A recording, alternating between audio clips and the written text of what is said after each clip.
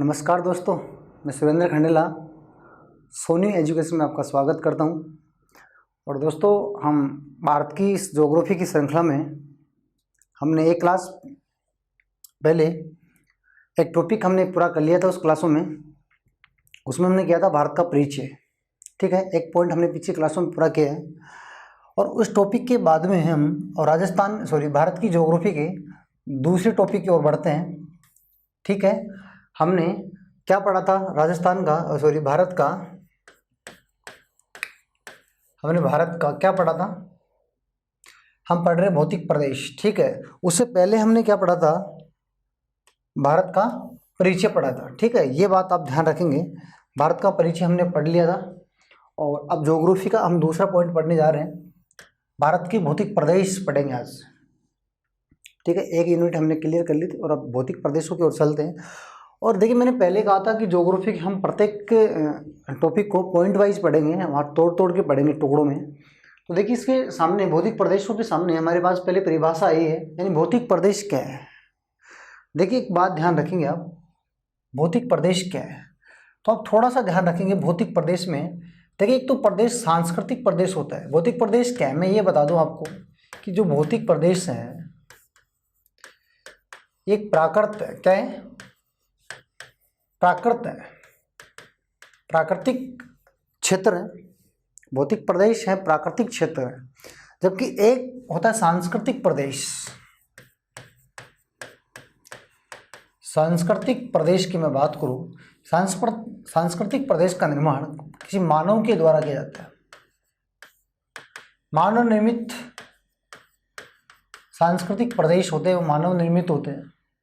सांस्कृतिक प्रदेश होते हैं वो मानव निर्मित होते हैं, जबकि जो भौतिक प्रदेश हैं वो प्राकृतिक द्वारा निर्मित होते हैं। बात समझ पा रहे हैं? तो हम भौतिक की बात करें, इसलिए भौतिक प्रदेश है क्या? देखिए, आप इस बात को हम ध्यान से समझें।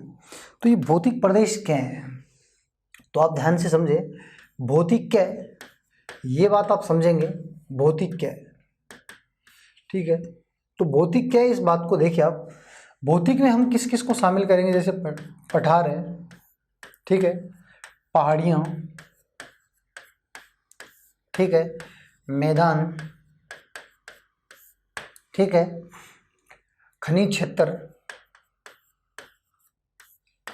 ठीक है, आदि की बात करें। ठीक है, इन क्षेत्रों को हम किस में शामिल करेंगे? भौतिक में शामिल करेंगे। ये सब भौतिक है। पठार है, पहाड़ियाँ हैं, मैदान है, खनिज है, खनिज क्षेत्र है, ये सब भौतिक प्रकृति द्वारा निर्मित है। ठीक है, किसी मानव ने तो नहीं बनाया पठार, पर्वत, पहाड़ियाँ। ठीक है, तो ये क्या है? भौतिक है। और इन भौतिकों का अध्ययन हम किसी क्षेत्र विशेष में करते हैं। देखिए, प्रदेश की मैं बात करता हूँ, प्रदेश की मैं बात करूँ, सर प्रदेश की बात करें तो यानी कि ये भौतिकों का अध्ययन, इन भौतिकों का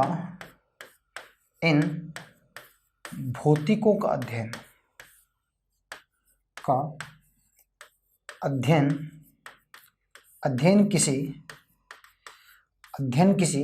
क्षेत्र विशेष में किया जाए।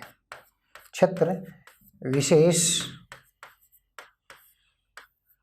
के संदर्भ में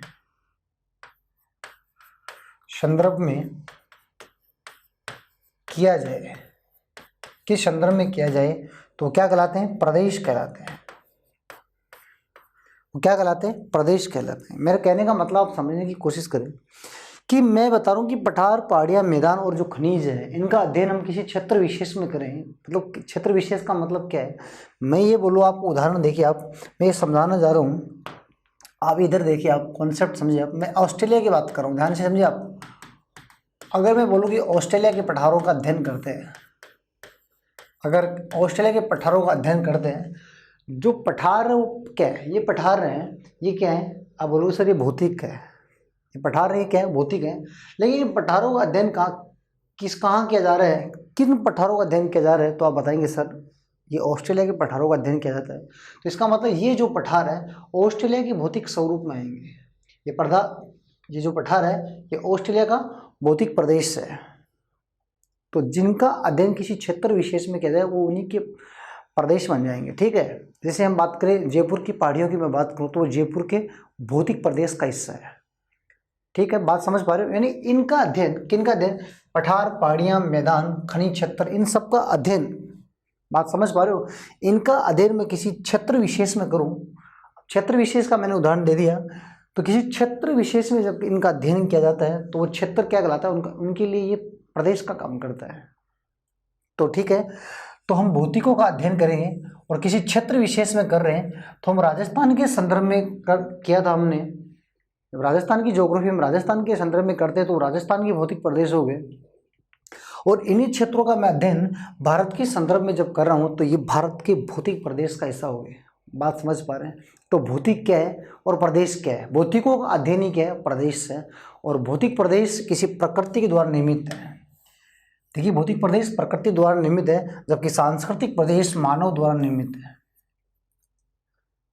तो दो प्रदेशों की मैंने बात की, उनकी बात ये भी की है कि कैसे कैसे इनका अध्ययन किया जाता है, हम आगे करेंगे। अब एक बात ध्यान रखें कि भौतिकों का अध्ययन, देखिए आप, भौतिकों का अध्ययन क्या कहलाता है? प्रदेश। अभी बात की हमने, प्रदेश की कहलाता है। लेकिन एक बात ध्यान रखें, क्या ध्यान रखें? इन भौतिकों का जो मापन किया जाता है, भौतिक का जो मापन किया जाता है ऊंचाई से किया जाता है। इनका मापन किससे किया जाता है? ऊंचाई से किया जाता है। यानी ऊंचाई के आधार पर हम बता सकते हैं कि कौन सा पठार है और कौन सा मैदान है और कौन सी पहाड़ियाँ हैं। इनकी ऊंचाइयों के आधार पर भौतिकों का जो मापन किया जाता है ऊंचाई के आधार पर किया जाता है। किसके आधार पर? ऊंचाई के आधार पर किया जाता है। मापन की मैं बात कर रहा हूँ तो ऊंचाई के आधार पर किया जाता है। ठीक है, यानी समुद्र तल से कितने ऊंचे हैं। ठीक है, यानी समुद्र तल से किया जाता है। इनका मापन ऊंचाई से किया जाता है, ऊंचाई से किया जाता है। और किसको ध्यान में रखकर? समुद्र तल को ध्यान में रखकर इनका मापन ऊंचाई से किया जाता है, किसकी ऊंचाई कितनी है। ठीक है, फिर इनके आधारों का अलग अलग विभाजन किया जाता है। जैसे मैं बताऊँ कितना ऊंचा है, आप ऊंचाई के आधार पर बता देंगे ये पठार है, ये पहाड़ियाँ हैं और ये मैदान है। ठीक है, ये जैसे अब बात देखिए, समुद्र तल को ध्यान में रखकर किया जाता है कि समुद्र तल से कितनी ऊंचाई है। और समुद्र तल के लिए जो भारत में निर्धारित बिंदु है किसको माना गया है? चेन्नई को।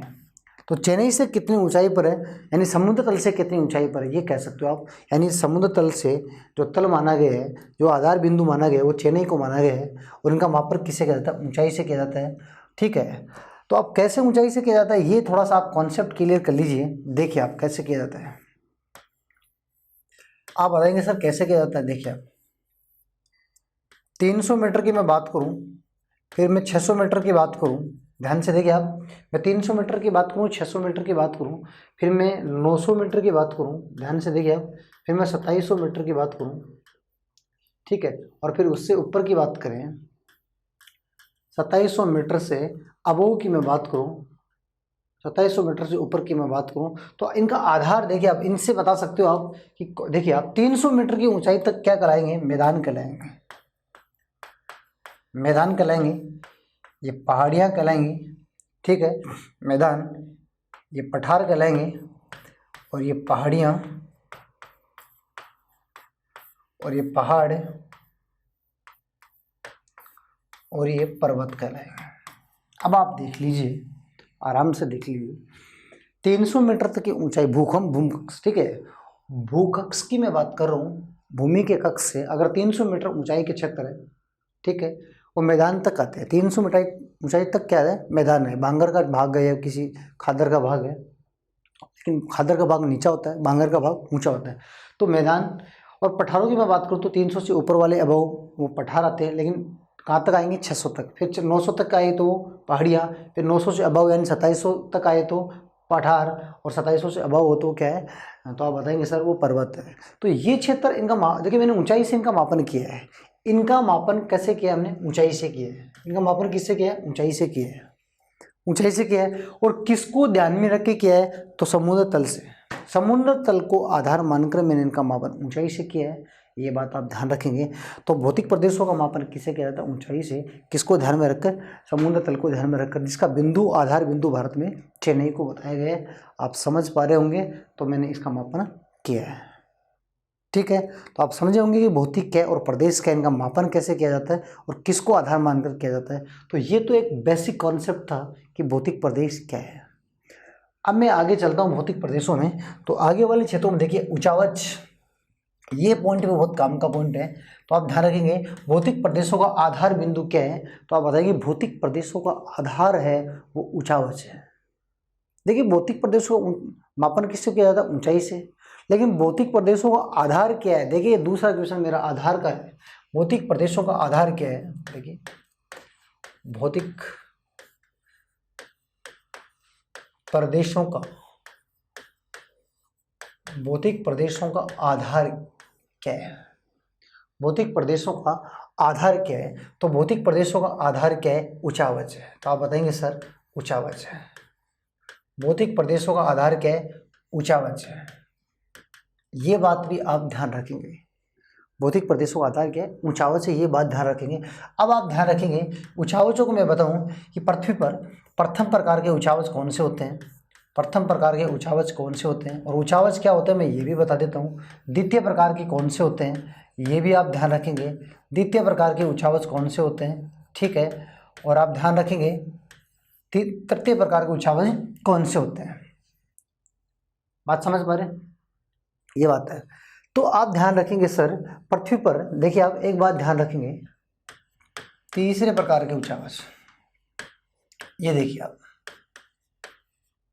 अब देखिए आप प्रथम प्रकार के ऊंचावच कौन से होते हैं। तो आप बताएंगे सर प्रथम प्रकार के ऊंचावच हैं वो कौन से होते हैं। ये देखिए आप प्रथम प्रकार के ऊंचावच में एक तो महासागरों को शामिल किया गया है, महासागर, ठीक है, महासागरों को शामिल किया गया है और इसमें एक महाद्वीपों को शामिल किया गया है, महाद्वीपों को शामिल किया गया है। प्रथम प्रकार के ऊंचावच, ध्यान रखिए आप ऊंचावच का मतलब क्या होता है। ऊंचावच का मतलब होता है ऊंचा और नीचा, कहीं ऊंचा और कहीं नीचा। तो कहीं क्षेत्र ऊंचा और कहीं क्षेत्र नीचा है, वही तो ऊंचावच है। और उन्हीं ऊंचावच को ध्यान में रखकर भौतिक प्रदेशों का विभाजन किया जाता है। तो भौतिक प्रदेशों का विभाजन करने का आधार क्या है, यानी जो मैं आधार बता रहा हूँ एक विभाजन का आधार बता रहा हूँ कि भौतिक प्रदेश का विभाजन किस आधार पर किया जाता है। तो आप बताएंगे ऊंचावच के आधार पर किया जाता है। भौतिक प्रदेशों का मापन किस आधार पर किया जाता है। तो आप बताइए ऊंचाइयों के आधार पर किया जाता है। तो आप ध्यान रखेंगे तो ऊंचावच, ठीक है, ये महाद्वीप आ गए और महासागर के प्रथम प्रकार। द्वितीय प्रकार में अगर मैं बात करूं तो देखिए पठार पर्वत मैदान, ठीक है, पठार पर्वत मैदान, ठीक है, मरुस्थल, ठीक है। अन्य भौतिक प्रदेशों की मैं बात करूं और भी क्षेत्र, ठीक है, तो ये पहाड़ियाँ मान लो इसमें, और देखिए आप पहाड़ियाँ, ये जो क्षेत्र है ये सब किस में आते हैं? द्वितीय प्रकार के ऊंचावच में आते हैं। यानी महाद्वीपों और महासागरों पर, अगर महासागरों में भी ऊंचावच पाए जाते हैं, ठीक है। ये बात हम जब महासागर पढ़ेंगे तब बताऊंगा मैं, नूतन की बात ये करेंगे, ठीक है। तो इन क्षेत्रों पर ये जो भौतिक प्रदेश पाए जाते हैं, इन क्षेत्रों पर ये जो भौतिक है ये द्वितीय प्रकार के ऊंचावच है, जबकि ये प्रथम प्रकार के ऊंचावच है। अब आप बताएंगे सर तृतीय प्रकार के ऊंचावच कौन से हैं। तो देखिए तृतीय प्रकार के दलदली भाग है, दलदली भाग, ठीक है, किसी डेल्टाई क्षेत्र, डेल्टाई भाग, दलदली भाग और डेल्टाई भाग ये किस में आएंगे? तृतीय प्रकार के ऊंचावच में आएंगे। तो प्रथम प्रकार के, द्वितीय प्रकार के और तृतीय प्रकार के ऊंचावच हो गए, ठीक है। ये बात आप ध्यान रखेंगे।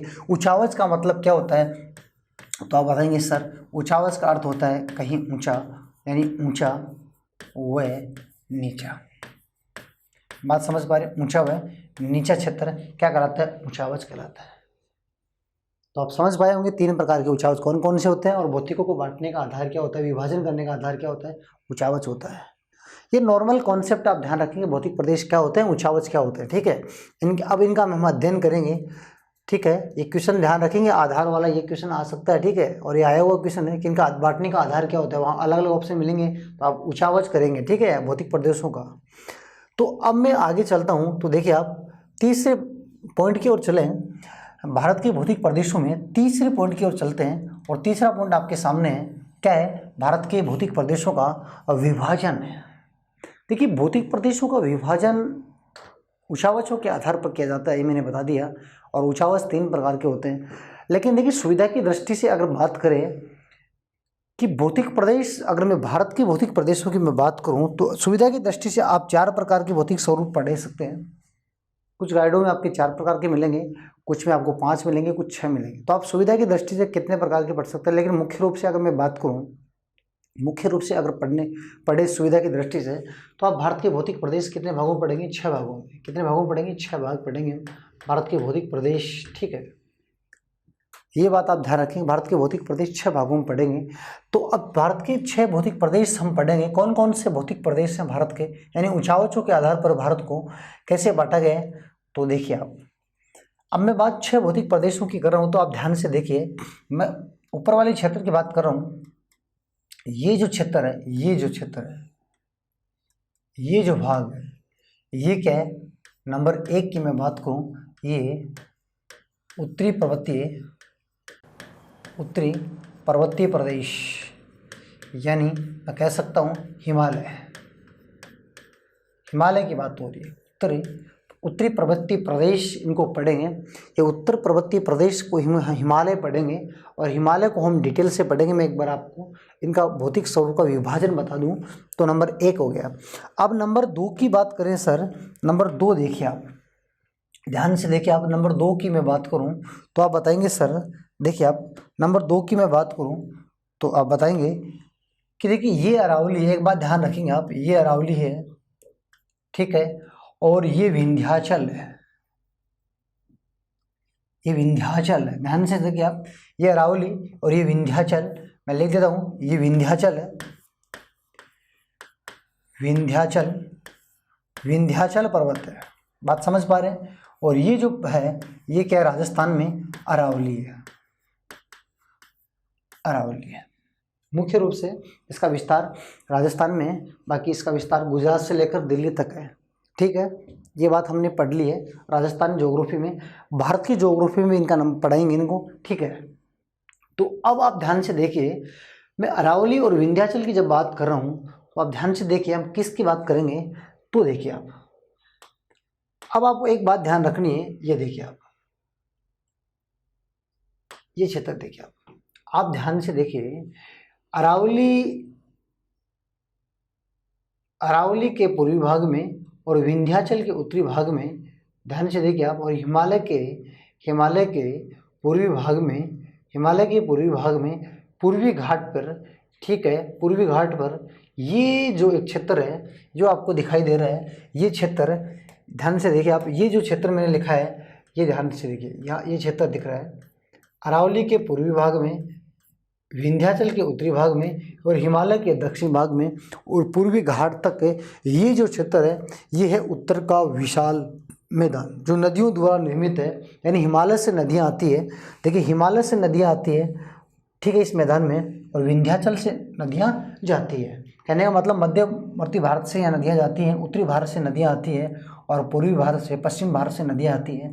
ये नदियों के द्वारा निर्मित ये जो क्षेत्र है, इसका कुछ भाग है कहाँ है, पूर्वी घाट पर विस्तृत है। तो ये जो भाग है, इस भाग को नंबर 2 दे देते हैं सुविधा की दृष्टि से, उत्तर का विशाल मैदान, उत्तर का विशाल मैदान की बात करते हैं। देखिए आप, ये उत्तर का विशाल मैदान है, तो आप ध्यान से देखिए, उत्तर के विशाल मैदान की बात करेंगे तो 2 भौतिक प्रदेश हमने बांटे हैं। ये जो क्षेत्र अरावली के पश्चिम भाग में, ये जो क्षेत्र है, ये जो क्षेत्र दिख रहा है, ये जो क्षेत्र है, ये जो क्षेत्र है अरावली के पश्चिम भाग में, ये जो क्षेत्र दिख रहा है, इसको हम नंबर 3 में देते हैं। ये है मरुस्थल, ये क्या है, मरुस्थल है, ये है मरुस्थल, ठीक है, ये क्या है, मरुस्थल है। तो कितने भौतिक प्रदेश हो गए, हिमालय, उत्तर का विशाल मैदान और ये मरुस्थल। अब हम बात करेंगे, अब देखिए आप एक बात करते हैं, ये क्षेत्र देखिए आप, ध्यान से देखिए आप, ये है, ये देखिए आप, ठीक है, ध्यान से देखिए आप, ये क्षेत्र जो आपका दिखाई दे रहा है, ये क्षेत्र दिखाई दे रहा है, ये क्षेत्र दिखाई दे रहा है, ये पूर्वी, और ये वाला क्षेत्र है पश्चिमी, ठीक है। ये है पूर्वी तट, ध्यान से देखिए आप, ये पूर्वी तट है, बात समझ पा रहे हैं। हम भौतिक स्वरूप को बांट रहे हैं, ये पूर्वी तट है और वो वाला कौन सा है, पश्चिमी तट है। तो मैं इधर लिख देता हूँ पश्चिमी तट। ये कौन सा क्षेत्र है, पश्चिमी तट है, ठीक है। तो इन पूर्वी तट और पश्चिमी तट को हम भाग नंबर दे देंगे 4, यानी तटीय प्रदेश। तटीय प्रदेश, इस तटीय प्रदेश को भी हम डिटेल से पढ़ेंगे। तटीय प्रदेश या तटीय मैदान की बात करें तो तटीय प्रदेश या तटीय मैदान कितने भौतिक प्रदेश हो गए, 4 भौतिक प्रदेश हो गए। बात समझ पा रहे हैं, 4 भौतिक प्रदेश हो गए। अब आप ध्यान से देखिए, बीच वाला जो भाग दिखाई दे रहा है आपको, बीच में एक भाग दिखाई दे रहा है, ये जो भाग दिखाई दे रहा है, ये जो भाग दिखाई दे रहा है, तो आप देखिए विंध्याचल पर्वतमाला के दक्षिण में और तटों को छोड़ने के बाद में ये जो शेष भाग बचा है, ये देखिए प्रायद्वीप, इनके तीनों ओर पानी है। इस प्रायद्वीप के बात मैं करूं, इस भाग की मैं बात करूं तो ये भाग है, ये देखिए आप, ये भाग है, मैं इसमें देता हूं नंबर 5, ये है प्रायद्वीपीय पठारी प्रदेश। प्रायद्वीप पठारी प्रदेश, प्रायद्वीप पठारी प्रदेश है। बात समझ पा रहे हैं, ये है प्रायद्वीप पठारी प्रदेश। एक एक को हम डिटेल से पढ़ेंगे। आप इतना देखिए कौन सा प्रदेश कहाँ स्थित है। उत्तरी भाग में कौन सा था, हिमालय था। अरावली के पश्चिम भाग में कौन सा था, मरुस्थल था। और ठीक है, विंध्याचल और हिमालय के बीच में कौन है, उत्तर का विशाल मैदान है। और दक्षिण भाग में ये कौन सा है, प्रायद्वीपीय पठारी प्रदेश है। ये पश्चिमी तट और ये पूर्वी तट, इनको बोलेंगे तटीय मैदान बोलेंगे। अब एक बच गया, अब सर कौन सा बच गया, देखिए आप लास्ट की अगर मैं बात करूं, देखिए यहाँ पर लक्षद्वीप है और यहाँ कौन से प्रदेश है, अंडमान और निकोबार प्रदेश है। ये देखिए अंडमान, ये अंडमान निकोबार है, अंडमान हुआ है निकोबार द्वीप समूह है, निकोबार द्वीप समूह है। बात समझ पा रहे हैं, अंडमान और निकोबार द्वीप समूह है। ये देखिए अंडमान और निकोबार द्वीप समूह है। ये क्या है, ये लक्षद्वीप है। ये क्या है, लक्षद्वीप है। तो आप देख लीजिए एक बार, अंडमान और निकोबार और लक्षद्वीप, ये देखिए आप, ये लक्षद्वीप और ये अंडमान और निकोबार द्वीप है, ठीक है। इन दोनों द्वीपों को मिलाकर बोलेंगे यानी द्वीपीय समूह। देखिए मैंने भारत की परिचय में इन दोनों की मैंने जिक्र किया ही नहीं था, इन दोनों का जिक्र अब करेंगे। तो ये जो भाग है मैं इसको देता हूँ नंबर 6 और ये द्वीपीय समूह है। क्या है, द्वीपीय समूह है। इनको पढ़ेंगे हम, द्वीपीय समूह है। तो कितने भौतिक प्रदेश पढ़ेंगे हम, 6 भौतिक प्रदेश पढ़ेंगे। भारत की इस भौतिक प्रदेशों में विभाजन करें तो हम 6 भौतिक प्रदेश पढ़ेंगे। कितने भौतिक प्रदेश पढ़ेंगे, 6। तो आप देखेंगे उत्तरी भाग में कौन सा है, हिमालय, और जो नदियों द्वारा निर्मित है वो उत्तर का विशाल मैदान। दक्षिण भाग में कौन सा है, तो आप बताएंगे सर दक्षिण भाग में है वो कितना, प्रायद्वीपीय पठारी प्रदेश है। तो तटों पर वो तटीय मैदान है और जो द्वीप है वो द्वीपीय समूह है, ठीक है। और अरावली के इधर वो कौन है, पश्चिमी मरुस्थल है। ये बात आप ध्यान रखेंगे। थोड़ा कॉन्सेप्ट ये भी ध्यान रखेंगे, थोड़ा कॉन्सेप्ट आप ये भी ध्यान रखेंगे। सर क्या ध्यान रखेंगे, थोड़ा सा ध्यान रखें। अगर मैं बात करूं पठारी प्रदेश की, मैं बात करूं, ठीक है, तो पठारी प्रदेश है 27.9% भाग पर हम पठारी प्रदेश है भारत में, ठीक है। मैदानी भाग की मैं बात करूं तो भारत में मैदानी भाग की अगर बात करें तो 43% भाग मैदानी भाग है, ठीक है। 43% क्या है, मैदानी भाग है, ठीक है। पहाड़ियाँ कितनी है, पहाड़ियों की अगर मैं बात करूँ, पहाड़ियाँ कितने भाग पर फैली हुई हैं, तो आप ध्यान से देखिए 18.6% भाग पर पहाड़ियाँ फैली हुई। तो आप बात करें पर्वतीय क्षेत्र कितने भाग पर है, तो पर्वतीय क्षेत्र लगभग 10% भाग पर स्थित है, ठीक है। लगभग 10% भाग पर क्या है, पर्वतीय क्षेत्र है। तो ये बात आप ध्यान रखेंगे। पठारी प्रदेश मैदान सर्वाधिक है, देखिए आप मैदान सर्वाधिक भागों पर है, मैदानी भाग है, ठीक है। पठारी क्षेत्र कितने पर है, 27.9। तो आप ध्यान रखेंगे पहाड़ी क्षेत्र 18.6 और पर्वतीय क्षेत्र 10% पर फैले हुए, ये बात भी आप ध्यान रखेंगे। तो भारत के 6 भौतिक प्रदेश पढ़ेंगे। अब एक एक भौतिक प्रदेश को हम बहुत डिटेल से पढ़ेंगे। तो सबसे पहले इनमें सबसे पहले हम लेंगे नंबर 1 है हिमालय की ओर चलते हैं। तो देखिए आप, ये देखिए आप हिमालय, ये देखिए भौतिक प्रदेश, 6 भौतिक प्रदेशों में हम पहले भौतिक प्रदेश की बात करेंगे। ये देखिए आपके सामने है, सबसे पहले क्या है, हिमालय। ये देखिए आप, ये देखिए हिमालय, आप ध्यान से देखिए बहुत, देखिए आप, ये भारतीय प्रदेश, भारतीय का मैप है। ये देखिए भारत का मैप है, ये देखिए आप, ये जो क्षेत्र, ये देखिए आप,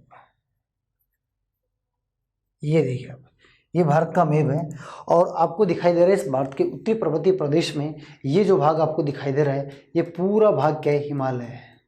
ये पूरा भाग क्या है, हिमालय है। बात समझ पा रहे हो? इस पूरे भाग को हम पढ़ेंगे, हिमालय को, ठीक है। अब देखिए इसको ध्यान से, अब ये हिमालय है, यानी उत्तर और पूर्वी भाग में हिमालय है और इसको डिटेल से पढ़ेंगे। तो आप हिमालय को डिटेल से पढ़ने से पहले आप एक बात ध्यान रखेंगे। चलो आगे चलते हैं। देखिए आप, ये देखिए आप, हिमालय की मैं बात करता हूँ तो सबसे पहले आप हिमालय में एक बात ध्यान रखेंगे, हिमालय की उत्पत्ति और हिमालय का वर्गीकरण, ये बातें आपको कॉन्सेप्ट क्लियर होने चाहिए। हिमालय की वर्गीकरण कैसे करते किया गया है, तो मैं देखो हिमालय का वर्गीकरण करता हूँ। तो आप देखिए, आप हिमालय का वर्गीकरण करते हैं। ये देखिए आप, वर्गीकरण की मैं बात करता हूँ।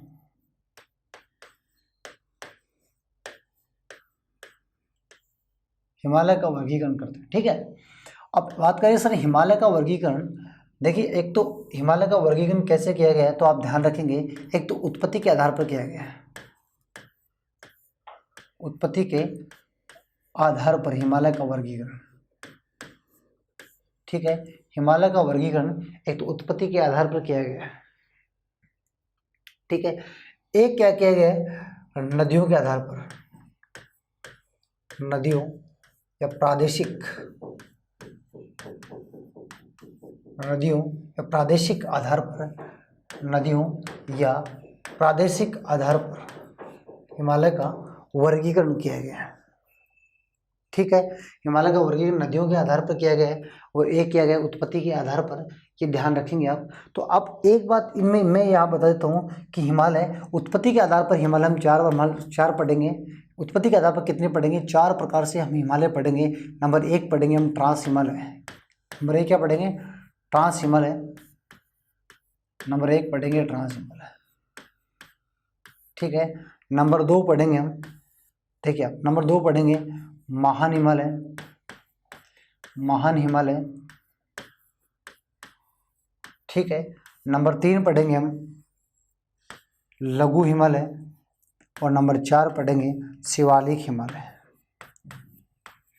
शिवालिक हिमालय, शिवालिक हिमालय। ये क्या है, नवीन है, ठीक है, और ये क्या है, प्राचीन है। ये उत्पत्ति के आधार पर क्रम है, आप ध्यान से देखिए, उत्पत्ति के आधार पर क्रम है। उत्पत्ति सबसे पहले किसकी हुई, ट्रांस हिमालय की, बाद में किसकी हुई, महान हिमालय की, उसके बाद में लघु हिमालय की और सबसे लास्ट में किसकी हुई, शिवालिक हिमालय की। तो उत्पत्ति के आधार पर 4 हिमालय है, ट्रांस, महान, लघु और शिवालिक है। ट्रांस, महान और लघु और शिवालिक है। नदियों के आधार पर मैं बात करूँ तो नदियों के आधार पर हिमालय पढ़ेंगे हम। ये नदियों के आधार पर भी हम कितने हिमालय पढ़ेंगे, देखिए पंजाब हिमालय पढ़ेंगे, एक तो पढ़ेंगे पंजाब हिमालय, एक तो हम पढ़ेंगे पंजाब हिमालय। नंबर 2 पढ़ेंगे हम, नंबर 2 पढ़ेंगे कुमायूं हिमालय, कुमायूं हिमालय। नंबर 3 पढ़ेंगे नेपाल हिमालय, नंबर 3 पढ़ेंगे नेपाल हिमालय और नंबर 4 को हम डिटेल से पढ़ेंगे असम हिमालय। इन सबको हम डिटेल से पढ़ेंगे, कौन सा हिमालय कहाँ स्थित है, कितना विस्तार इनका फैला हुआ है। तो नदियों के आधार पर 4 हिमालय पढ़ेंगे और नदियों के आधार पर हिमालय का विभाजन करने वाले सिडनी बुराड़ थे, ठीक है। तो नदियों के आधार पर 4 ध्यान रखेंगे, उत्पत्ति के आधार पर 4 ध्यान रखेंगे। तो सब उत्पत्ति के आधार पर सबसे पुराना कौन सा है, ट्रांस है, सबसे नया कौन सा, ये क्रम क्या है, ऐसे ही है, ठीक है। ये नया, फिर इससे पुराना, ये इससे पुराना, सबसे पुराना कौन सा है, ट्रांस। तो वर्गीकरण हमने कर दिया, ठीक है। अब इनको एक एक को हम डिटेल से देखते हैं, वो देख लीजिए आप, एक एक को देखते हैं। चलो ये देखिए आप, अब देखते हैं सर उत्पत्ति के आधार पर जब हिमालय की बात हुई, ठीक है। आप उत्पत्ति के आधार पर हिमालय की बात करेंगे सबसे पहले, फिर हम नदियों के आधार पर हिमालय पढ़ेंगे, ठीक है। थोड़ा सा मैं और कॉन्सेप्ट क्लियर कर देता हूँ। देखिए आप एक बात ध्यान रखेंगे, अब सर विभाजन की जब बात हुई है, थोड़ा और कॉन्सेप्ट क्लियर करने की कोशिश करें। चलो मैं विभाजन में और कॉन्सेप्ट क्लियर कर देता हूँ आपको। देखिए कैसे करेंगे विभाजन में। विभाजन में उत्पत्ति के आधार पर मैंने कितने बताए, उत्पत्ति के आधार पर मैंने कितने हिमालय बताए, 4। तो उत्पत्ति के आधार पर 4 हिमालय कौन कौन से बताए, देख लीजिए आप, इसमें देख लीजिए आप, समझ में आ जाएगा। सबसे उत्तरी भाग में है वो कौन सा हिमालय है? ट्रांस हिमालय। सबसे उत्तरी भाग में वो कौन सा हिमालय है? ट्रांस हिमालय। इसकी उत्पत्ति 1 नंबर पे हुई। फिर इसके बाद में जो अरुणाचल प्रदेश तक जा रहा है वो कौन सा हिमालय है? नंबर 2, ये है महान हिमालय।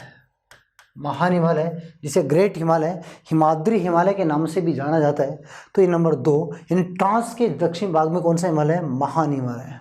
ठीक है। और महान हिमालय के दक्षिणी भाग में, महान हिमालय के दक्षिणी भाग में जो हिमालय है उसका नाम है लघु हिमालय। लघु हिमालय। और इसके दक्षिण भाग में नंबर 1 या नंबर 4 ये कौन सा हिमालय? शिवालिक हिमालय। शिवालिक हिमालय। तो इस प्रकार से ध्यान रखेंगे इनका क्रम, उत्तर से दक्षिण क्रम पूछे, ट्रांस, महान, लघु और शिवालय। दक्षिण से उत्तर क्रम पूछ सकता है। ठीक है, ये बात आप ध्यान रखेंगे। सबसे उत्तरी में कौन सा है? सबसे पुराना कौन सा है? ये सबसे पुराना है और ये सबसे नवीन है। तो उत्पत्ति के आधार पर 4 हिमालय, इनको भी हम डिटेल से पढ़ने वाले हैं। ठीक है, तो आप ध्यान रखेंगे। अब एक एक को पढ़ेंगे। ठीक है, इनकी उत्पत्ति पढ़ेंगे, एक एक को डिटेल से पढ़ेंगे, क्या इनमें क्या है, सब कुछ पढ़ेंगे। ठीक है, आप नो टेंशन बने रहिए। देखिए आप साथ में, अब देखिए मैं उत्पत्ति के आधार पर जब हमने विभाजन किया तो वो तो मैंने बता दिया। एक विभाजन में मैंने अब जस्ट आपको एक बात और बताई थी। विभाजन में क्या? नदियों के आधार पर बताया था। क्या? नदियों के आधार पर। तो आप देखिए मैंने उत्पत्ति के आधार पर बता दिया, नदियों के आधार पर बता रहा हूँ मैं। ठीक है, नदियों के आधार पर कॉन्सेप्ट क्लियर कर रहे हैं। तो आप एक बात ध्यान रखेंगे। क्या ध्यान रखेंगे? सर तिब्बत से, क्या कहाँ से? तिब्बत से। ये देखिए तिब्बत है, तिब्बत की राजधानी ल्हासा है, लेकिन तिब्बत नाम का वर्तमान में कोई देश नहीं है। ये किसके अधिकार में? चाइना की अधिकार में। तो आप बताएंगे सर। देखिए मैं विभाजन में नदियों के आधार पर कॉन्सेप्ट क्लियर कर रहा हूँ, फिर हम एक एक को डिटेल से पढ़ेंगे, उत्पत्ति भी करेंगे इनकी। ठीक है, ये तिब्बत है, ये तिब्बत। ठीक है, और तिब्बत में या देखिए मानसरोवर झील की बात करूँ, मानसरोवर की बात करूँ मैं। ठीक है, यहाँ की मैं बात करूँ तो आप देखिए यहाँ से एक नदी तो निकलती है, कौन सी? सिंधु। ठीक है, और एक नदी निकलती है सतलज, ये भी पाकिस्तान में आती है, ये सतलज है। इन नदियों की बात हम नदियों में करेंगे। ये सिंधु नदी है। ठीक है, मिठानकोट के पास में ये नदियाँ आपस में मिल जाती है। ठीक है, ये कहलाता है पंच नदी तंत्र, कहलाता है 5 नदियों का समूह। ठीक है, पंच नदी तंत्र, इसलिए इस क्षेत्र को कहते हैं पंजाब। लेकिन ये नदियों में बात करेंगे, एक बार हम नॉर्मल देख लीजिए। सतलज की बात करें, सतलज। ठीक है, तो सिंधु नदी, सतलज नदी। ठीक है, ये दोनों नदी कहाँ से निकलती है? तिब्बत से, और भारत से आती हुई कहाँ जाती है? पाकिस्तान में। और दोनों का पानी, ये पूरी नदियों का पानी सिंधु में मिल जाता है और कहाँ गिरता है? अरब सागर में गिरता है। ठीक है, ये बात आप ध्यान रखेंगे। इसके बाद में एक ध्यान रखेंगे आप यहाँ पर शारदा नदी, जिसे हम काली नदी भी कहते हैं। काली नदी, शारदा नदी।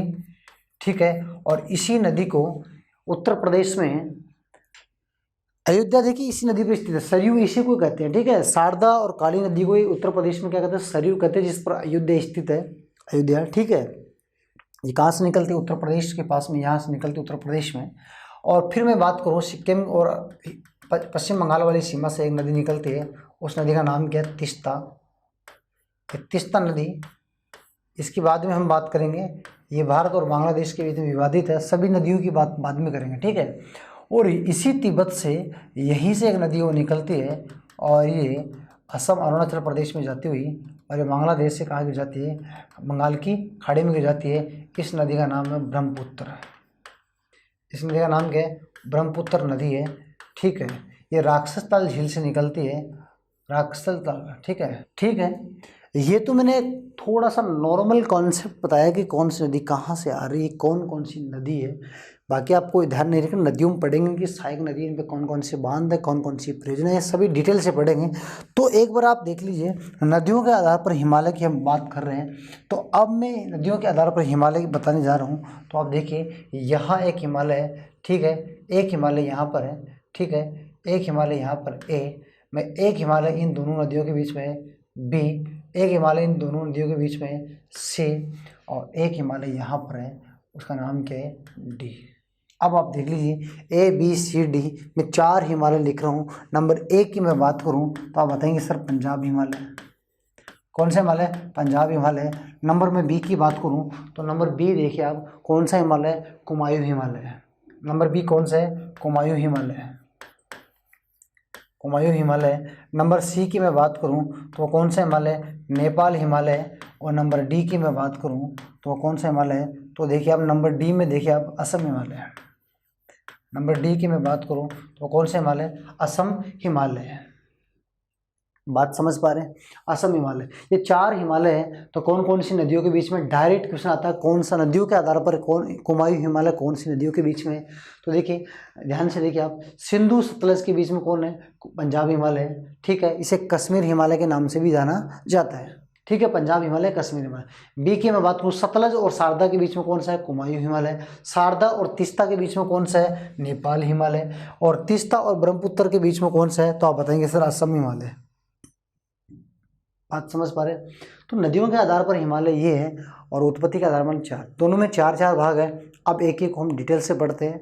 तो उससे पहले हम पढ़ेंगे हिमालय की उत्पत्ति की बात करते हैं। ये देखिए आप, हिमालय की उत्पत्ति की हम बात करेंगे, फिर एक एक को हम डिटेल से पढ़ेंगे। तो आप देखिए हिमालय की उत्पत्ति की हम सबसे पहले बात करें। उत्पत्ति की मैं बात करूँगा, हिमालय की उत्पत्ति। ठीक है, तो आप बताएंगे सर हिमालय की जो उत्पत्ति है इसके 2 सिद्धांत हैं। कितने सिद्धांत हैं? 2 सिद्धांत हैं। हिमालय की उत्पत्ति के किसकी बात करूं मैं? हिमालय की उत्पत्ति के 2 सिद्धांत आप ध्यान रखेंगे, और दोनों ही सिद्धांत में बता देता हूं। एक तो है कोबर का टेथिस भूसंति सिद्धांत। टेथिस भूसंति सिद्धांत, कोबर का टेथिस भूसंति सिद्धांत। जो हिमालय की उत्पत्ति से संबंधित 33 सागर वाली बात यहाँ आएगी तो मैं बताऊंगा आपको। ठीक है, तो कोबर का, ये भूगोल में था कोबर। ठीक है, कोबर का टेथिस भू सिद्धांत, भूसंति, टेथिस का भूसंति सिद्धांत। ये देखिए आप, 33 सागर का भूसंति सिद्धांत, ये कोबर ने दिया था। ठीक है, एक है हैरी हेंज का, हैरी हेंज का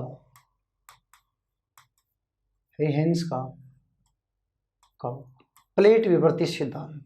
हैरी हेंज का प्लेट विवर्ती सिद्धांत।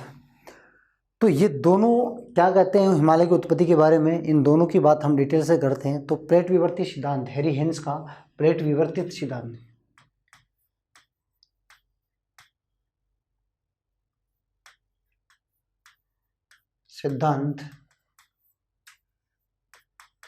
ये देखिए आप, ये 2 सिद्धांत हैं हिमालय की उत्पत्ति के बारे में, इनकी बात करते हैं। फिर हम प्रत्येक हिमालय को डिटेल से देखते हैं। तो अब कोबर साहब क्या कहते हैं, देखिए आप, पहले मैं कोबर साहब की बात करता हूँ। ये 2 सिद्धांत हैं, इन दोनों सिद्धांतों में सबसे पहले मैं बात करता हूँ कोबर का टेथिस भूसंति सिद्धांत की मैं बात करता हूँ। ये देखिए आप, हिमालय की उत्पत्ति बात कर रहे हैं हम, पहले सिद्धांत की बात कर रहे हैं, कोबर का सिद्धांत, कोबर का टेथिस भूसंति सिद्धांत। टेथिस भूसंति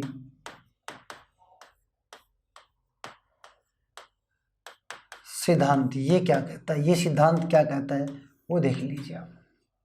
ये सिद्धांत क्या कहता है, तो आप ध्यान से देखिए ये सिद्धांत क्या कहता है। ठीक है, तो इस सिद्धांत में आप एक बात ध्यान रखेंगे, 33 सागर का भूसंति सिद्धांत क्या कहता है। देखिए एक बात ध्यान रखेंगे, ये क्या कहता है, यानी कि हिमालय की उत्पत्ति 33 सागर के अवसाद से हुई है। ठीक है, 33 सागर के अवसाद से हुई है। तो इसमें आप थोड़ा सा ध्यान रखेंगे। देखिए आप, देखिए एक बात, नॉर्मल कॉन्सेप्ट आपको ये पता होना चाहिए, पृथ्वी पर पहले एक ही भूभाग था, उसका नाम था पेंजिया। क्या नाम था? पेंजिया। क्या नाम था उसका? पेंजिया था। ठीक है, और पेंजिया के चारों ओर क्या था, जो जलराशि थी उसका नाम क्या था? पैंथालासा। पैंथालासा था, उसका नाम क्या था? पैंथालासा। ठीक है, उसका नाम था पैंथालासा। ठीक है, ये जलराशि थी और ये क्या था? भूभाग था। इस सिद्धांत की हम बात कर रहे हैं। ठीक है, तो ये सिद्धांत क्या कहता है कि पेंजिया भूभाग था और इसके चारों ओर क्या था? जलराशि थी, पैंथालासा। तो होता क्या है, कार्बोनीफेरस काल में पेंजिया के 2 भाग होते हैं, एक तो अंगारा लैंड और नीचे वाले भाग का नाम होता है गोंडवाना लैंड। गोंडवाना लैंड, अंगारा लैंड और गोंडवाना लैंड, ये दोनों ही भाग किसके हैं? अंगारा लैंड और गोंडवाना लैंड दोनों ही भाग किसके हैं? पेंजिया के हैं। दोनों भाग किसके? पेंजिया के। कौन से काल में ये विभाजन हुआ? कार्बोनीफेरस काल में हुआ। कौन से काल में? कार्बोनीफेरस काल में हुआ। कार्बोनीफेरस काल में हुआ। ये विभाजन कब हुआ? कार्बोनीफेरस काल में विभाजन हुआ। ठीक है, ये बात आप ध्यान रखेंगे। फिर ट्रियासिक काल में इसका विभाजन होता है और ठीक है, ट्रियासिक काल में इसका विभाजन होता है, जुरेसिक काल में इसका विभाजन होता है। इन दोनों का विभाजन होने के बाद में महाद्वीपों का निर्माण होता है। ठीक है, लेकिन वो महाद्वीपों की हम बात नहीं कर रहे हैं। ठीक है, ये बात आप ध्यान रखेंगे। हम बात किसकी कर रहे हैं? हिमालय की उत्पत्ति की बात कर रहे हैं। अब देखिए आप, बीच में जो भाग है, ये जो बीच वाला भाग है, ये क्या है? टेथी सागर है। ये क्या है? टेथीस सागर है। ये टेथीस सागर का अवसाद है। देखिए, अब ऐसा माना जाता है कि कालांतर में, देखिए कालांतर में क्या हुआ, कुछ लंबे समय तक लगातार क्या हुआ, देखिए आप, अंगारा लैंड से नदियाँ, अंगारा लैंड और गोंडवाना लैंड, अंगारा लैंड और गोंडवाना लैंड से कालांतर में नदियाँ अपना अवसाद, अंगारा लैंड और गोंडवाना लैंड से कालांतर में नदियाँ अपना अवसाद कहाँ डालती हैं? टेथीस सागर में डालती हैं। कहाँ डालती हैं? टेथीस सागर में डालती हैं। और इन दो भूसंधियों के आपस में पास में आने से टेथीस सागर की भूसंधि ऊँट के ऊपर आ जाती है। मेरी बात समझ पा रहे हो आप? नॉर्मल कॉन्सेप्ट ध्यान रखना है। यानी अंगारा लैंड और गोंडवाना लैंड के दबाव से, कहने का मतलब अंगारा लैंड और गोंडवाना लैंड के दबाव से टेथीस सागर की भूसंधि ऊपर उठ जाती है, जिससे हिमालय का निर्माण होता है। बात समझ पा रहे हैं? तो ये सिद्धांत ये बात कहता है। ठीक है, यानी ये अवसाद आया कहाँ से? टेथीस सागर में नदियों के द्वारा, अंगारा लैंड और गोंडवाना लैंड में लंबे समय से नदियों के द्वारा अवसाद डाला जाता है। और वो अवसाद इन दोनों के दबाव से, जब इन दोनों का दबाव पड़ता है तो ये अवसाद, टेथीस सागर का अवसाद उभर के आता है। और टेथीस सागर के उभरने से, इसी से क्या होता है? हिमालय का निर्माण होता है। हिमालय का निर्माण होता है। हिमालय का निर्माण होता है। तो आप सीधा कहेंगे हिमालय किसका अवशेष है? टेथीस सागर का अवशेष है। टेथीस सागर का अवशेष है। हिमालय किसका अवशेष है? टेथीस सागर का अवशेष है। नॉर्मल कॉन्सेप्ट ध्यान रखेंगे। अंगारा लैंड और गोंडवाना लैंड के दबाव से टेथीस सागर की भूसंधि ऊपर उठती है और वहाँ से हिमालय का निर्माण होता है। ये सिद्धांत कहता है कोबर का टेथीस भूसंधि सिद्धांत। बात समझ पा रहे हैं? इतनी बात ध्यान रखेंगे, ज़्यादा कॉन्सेप्ट आपको ज़्यादा कुछ नहीं करना। ठीक है, भारत की भौगोलिक संरचना में हम और डिटेल से बात करेंगे इन कालों की। ठीक है, लेकिन आप यहाँ हिमालय की उत्पत्ति संबंधित ये सिद्धांत नॉर्मल ध्यान रखेंगे कि हिमालय की उत्पत्ति, और ज़्यादा इनकी डिटेल से डीप से क्वेश्चन आता भी नहीं है। ठीक है, इतना आता है कि हिमालय किसका अवशेष है, हिमालय की उत्पत्ति किससे हुई है। ठीक है, ध्यान रखेंगे। तो इसके बाद वाला जो सिद्धांत है, दूसरा वाला सिद्धांत मैं बताऊँ। देखिए आप, दूसरा वाला सिद्धांत बताइए। वो देखिए आप, दूसरे वाले सिद्धांत की मैं बात करता हूँ। तो दूसरा सिद्धांत कौन सा? हैरी हेंस का सिद्धांत है।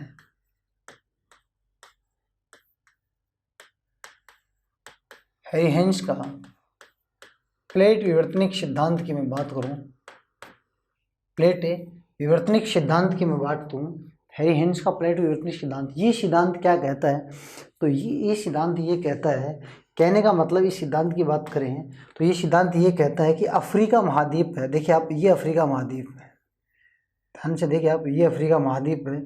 और इस अफ्रीका महाद्वीप से, ये अफ्रीका महाद्वीप, बात समझ पा रहे हैं? ये अफ्रीका बाद है, ये यूरेशियन प्लेट है,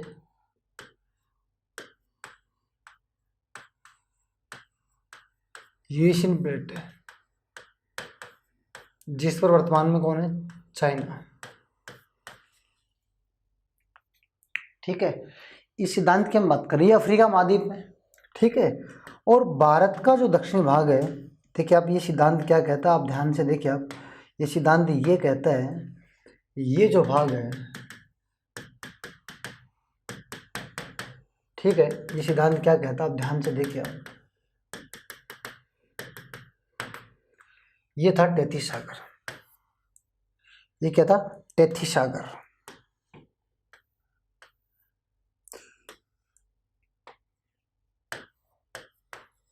ये है टेथीस सागर। अब इस सिद्धांत के अनुसार समझने की कोशिश करें आप, अफ्रीका महाद्वीप के पूर्वी भाग से, अफ्रीका महाद्वीप के पूर्वी भाग से भारत के दक्षिणी भाग का हिस्सा टूटा है। यहाँ से ये हिस्सा टूटा है। कहाँ से टूटा है?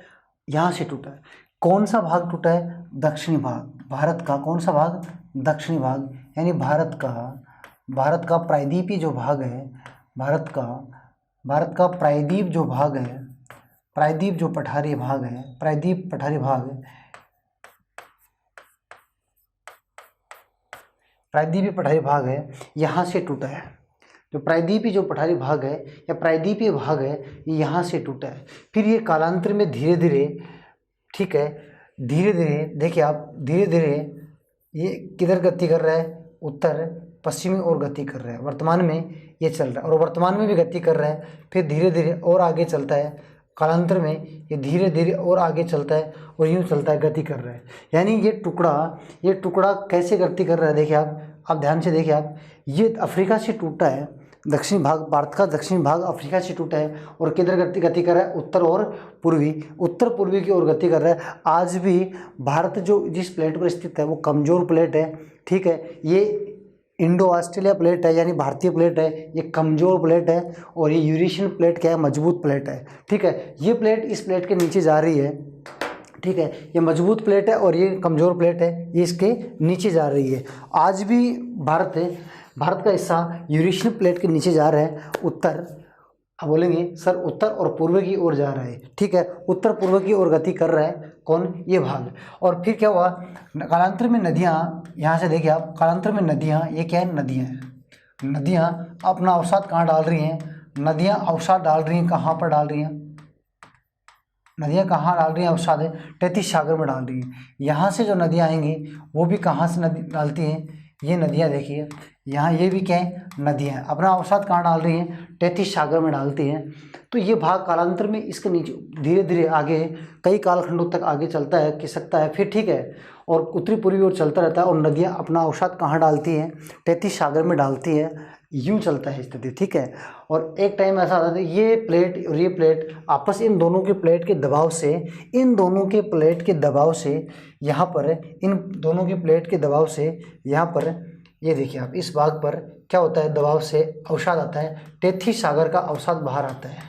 तैतीस सागर का अवसाद उभरता है और यहाँ पर क्या होती है? हिमालय का निर्माण होता है। यहाँ पर क्या होता है? हिमालय का निर्माण होता है। तैतीस सागर के अवसाद से हिमालय का निर्माण होता है। दो प्लेटों के, देखिए ये प्लेट है, इस प्लेट को ध्यान रखेंगे। ये प्लेट कौन सी है? ये इंडो ऑस्ट्रेलिया प्लेट है और ये यूरेशियन प्लेट है। कहने का मतलब इन दोनों प्लेटों के दबाव से हिमालय का निर्माण होता है, ठीक है। और यहाँ अवसाद आए कहाँ से? नदियों के द्वारा, ठीक है। ये किसका अवशेष है? गोंडवाना लैंड का अवशेष है। और भारत का दक्षिणी भाग भी किसका अवशेष है? गोंडवाना लैंड का अवशेष है। भारत का उत्तरी भाग किसका अवशेष है? ये भारत है। इस भारत का उत्तरी भाग किसका अवशेष है? आप बताएंगे, तैतीस सागर का अवशेष है। जबकि भारत का दक्षिणी भाग किसका अवशेष है? गोंडवाना लैंड का अवशेष है, क्योंकि यहाँ हिमालय की उत्पत्ति हुई है। तैतीस सागर का अवसाद है, ठीक है। ये कहाँ से टूट के आया था? अफ्रीका से। ये किसका अवशेष है? गोंडवाना लैंड का अवशेष है, ठीक है। ये बात आप ध्यान रखेंगे। इस प्रकार से हिमालय की उत्पत्ति होती है प्लेट विवर्ती सिद्धांत के अनुसार। और प्लेट विवर्ती सिद्धांत के अनुसार पृथ्वी पर टोटल 7 प्लेटें बताई गई हैं। ये हम भूगर्भिक संरचनाओं में देखेंगे, ठीक है, इतना ध्यान रखेंगे। अब इसमें देखिए आप थोड़ा सा और कॉन्सेप्ट देखें तो देखिए आप एक बात और ध्यान रखेंगे। नॉर्मल कॉन्सेप्ट में बता देता हूँ। प्लेट विवर्ती सिद्धांत के अनुसार, हैरी हेंस के सिद्धांत के अनुसार, हैरी हेंस इस सिद्धांत के अनुसार मैं कुछ बातें और बता देता हूँ, फिर उत्पत्ति करेंगे, फिर आगे पढ़ेंगे, ठीक है। उत्पत्ति हो चुकी है, ठीक है। देखिए एक बात ध्यान रखेंगे, ये 2 प्लेट हैं, ठीक है, ये प्लेट जा रही है, ठीक है। अब मैं समझता हूँ कि एक प्लेट है इंडो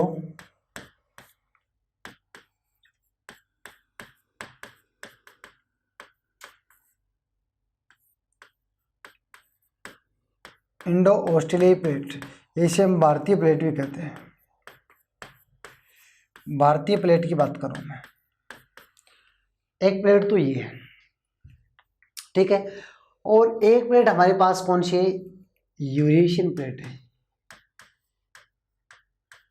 यूरेशियन प्लेट है। इस पर कौन सा देश है? चाइना है। ये मजबूत प्लेट है, आप ध्यान से देखिए आप, एक मजबूत प्लेट है और एक कमजोर प्लेट है। ये कमजोर प्लेट है। ये दोनों प्लेट एक दूसरे की ओर क्या कर रही हैं? गति कर रही हैं। कौन सी गति कर रही हैं? अभिसारी गति कर रही है। ये दोनों प्लेट कौन सी गति कर रही हैं? तो आप बताएंगे सर ये अभिसारी गति कर रही हैं, अभिसारी गति कर रही है। कौन सी गति कर रही है? अभिसारी गति कर रही है। ये दोनों प्लेट एक दूसरे की ओर अभिसारी गति कर रही हैं, एक दूसरे की ओर आई। एक प्लेट कमजोर है और एक प्लेट क्या मजबूत है। एक प्लेट इंडो ऑस्ट्रेलियाई प्लेट है और एक कौन सी? यूरेशियन प्लेट है। ठीक है, दोनों प्लेट जब नज़दीक आती है तो ये क्या होता है? इस भूभाग का, देखिए होता क्या है, इस भूभाग का, ये भाग है, ये देखो, इस भूभाग का अवसाद बाहर निकल के आता है। ठीक है, यहाँ का अवसाद बाहर निकलता है और इस अवसाद, ये अवसाद किसका है? टेथिस सागर का। किसका अवसाद है? टेथिस सागर का है। ये टेथिस सागर है और टेथिस सागर का अवसाद बाहर आता है तो यहाँ से हिमालय का निर्माण होता है। ये ध्यान रखेंगे आप, हिमालय का निर्माण होता है। सर कौन से स्थान से होता है? तो इस स्थान की मैं बात करूँ तो इस स्थान का नाम क्या है? तो आप ध्यान रखेंगे, सच्चर जोन है। क्या नाम है? सच्चर जोन, सच्चर या हिंज लाइन, हिंज स्थान, सच्चर जोन या हिंज स्थान पर, सच्चर जोन या हिंज स्थान पर हिमालय का निर्माण होता है। तो ये प्लेट विवर्ती सिद्धांत है। ठीक है, ठीक है, ये दोनों अभिसारी गति करती हैं। कौन से स्थान पर हिमालय का निर्माण होता है? तो आप बताएंगे सच्चर जोन या हिंज वाले क्षेत्र में, यहाँ हिमालय का निर्माण होता है। कमजोर प्लेट और मजबूत प्लेट, दो प्लेटें हैं, ये भी आप ध्यान रखेंगे। कौन कौन सी प्लेट है मैंने बता दी। इस पर भारत स्थित है, इस पर चाइना स्थित है और यहाँ पर हिमालय का निर्माण होता है। और गति कौन सी हो रही है? अभिसारी गति। ये बात बताते हैं प्लेट विवर्तित सिद्धांत के अनुसार। तो इस प्रकार से हिमालय, आप देखिए फाइनली दोनों सिद्धांतों की बात करें तो एक ही निष्कर्ष निकलता है कि हिमालय टेथिस सागर का अवसाद है। हिमालय टेथिस सागर का अवसाद है। दोनों ही सिद्धांतों से ये बात निकल के आती है। हिमालय का हमने वर्गीकरण किया और हिमालय के दो सिद्धांत देखे और वर्गीकरण भी हमने दो भागों में किए हैं।